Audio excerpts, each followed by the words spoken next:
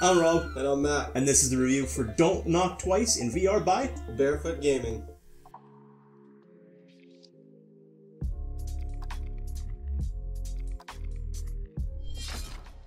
That is a scary ass game. I'm going to start by saying that is a scary ass game. Matthew, what do you do? What's the point of this thing? So you enter this mansion and you basically have to find your girlfriend and save her from this witch/demon that's trying to chase her and find her.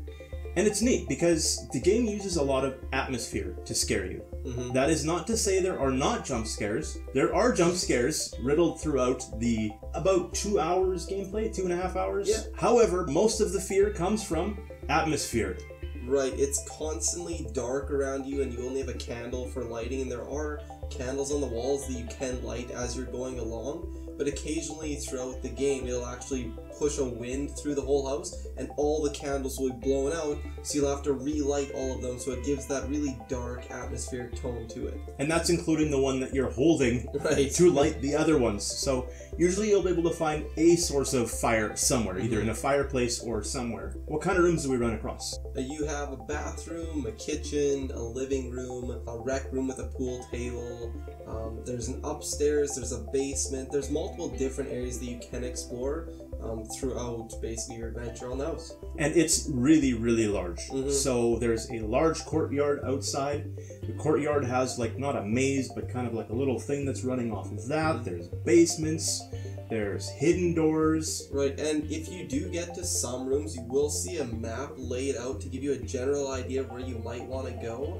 And the whole point of the game, I guess, is to, because you're trying to find your girlfriend and save her, you have to capture these relic-type items to collect all 5 of them to, I guess, kill the witch or try and contain her in one area.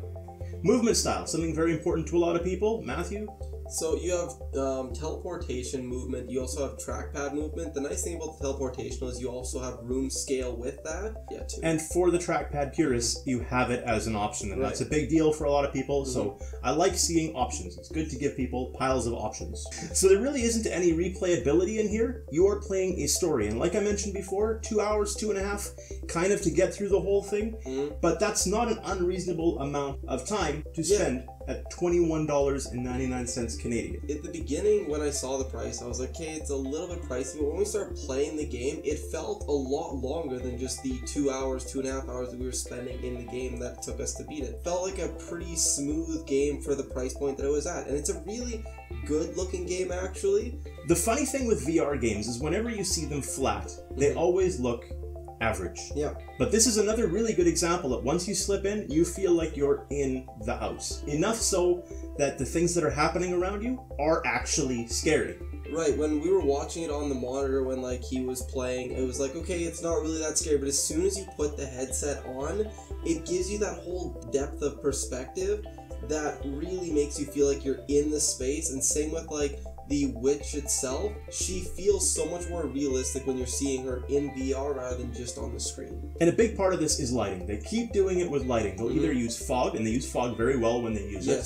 If there's good lighting in a room, you feel generally a little bit more comfortable. Seeing just a laptop light up part of it, you kind of get nervous. And then when something happens, there's these weird little Russian nesting doll looking things that you find. Yeah, I'm not 100% sure what they do. You basically grab them and you drop them and they kind of disappear into a green smoke type thing.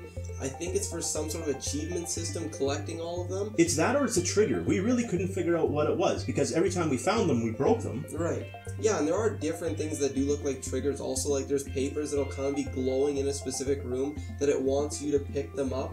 And those seem to kind of be triggers also, or the tone of the music changes slightly as you do these certain things. And that's just it. They don't even need a jump scare in a lot of situations because you're so anticipating one that not having one be there is fantastic. So let's talk out of 5, and we've been working really hard at not giving you any spoilers, and we're going to try to not show any spoilers over top of this.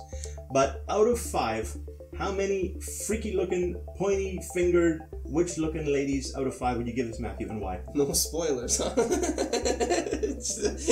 She's got pointy fingers. I'm going to tell you that. Spoiler alert. So I'd probably give the game about a 3.5 out of 5.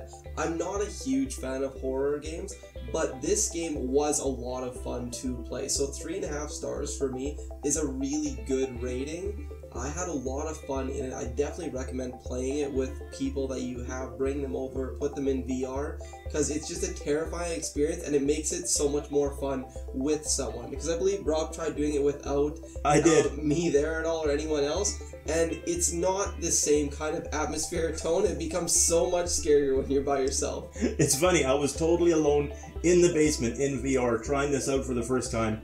And after about 25 minutes, I'm like, this is going to be more fun with someone else. I need someone else to look at me and say, keep going. Or, okay, now it's your turn. Now you got to keep going. Knowing that there's someone else to egg you on, I find fantastic. And some of you guys won't have any issue with this, but I thought it was done really well. And to my review, I'm actually going to give this a 4 out of 5. I think for the price point, you're getting a lot of value. It's an interesting story. Some of the text is a little bit hard to read when you're picking up things to try to pick up exactly what's all happened in the past. But the game gradually builds and builds and builds and builds. So by the time you get closer to the end, it'll get scarier and scarier and scarier. You do have your cell phone that keeps sending you text messages through that from your girlfriend. So when you read those, it kind of gives you hints and ideas of what is to happen next and where you kind of have to go to try and find her and get to the next part of the storyline. So that part is really nice, and those texts are much easier to read than the ones on paper. Like and subscribe. See, I didn't wait till the end. Usually we wait till the end for that. I didn't wait for the end. Just randomly out. I just put it out there. Just word bomb. Why aren't you subscribing? You should be subscribing. There you go. We are done. Thank you so much for sticking with us. We'll talk to you again real soon. See ya. See ya.